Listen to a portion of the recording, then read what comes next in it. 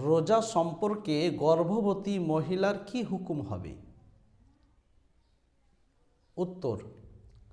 গর্ভবতী মহিলার যদি পেটে সন্তান চলে আসে তো সে ভালোভাবে লক্ষ্য করবে, প্রথমে খুব ভালোভাবে বিবেচনা করবে,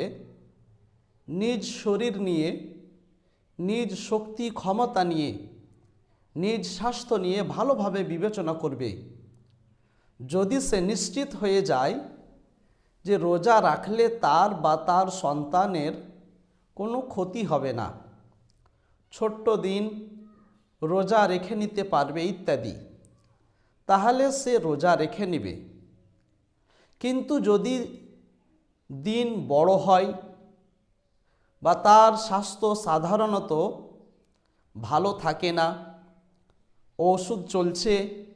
এবং এই আশঙ্কা থাকে যে রোজা রাখতে গেলে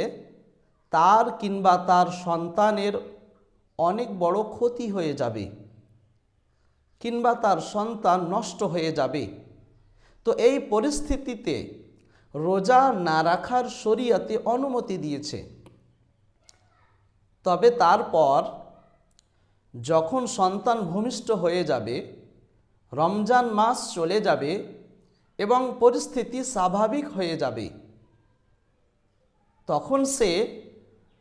যে রোজাগুলো ছেড়েছে সেই রোজাগুলো পরে আদায় করে নিতে হবে, সেই রোজাগুলো কাজা আদায় করা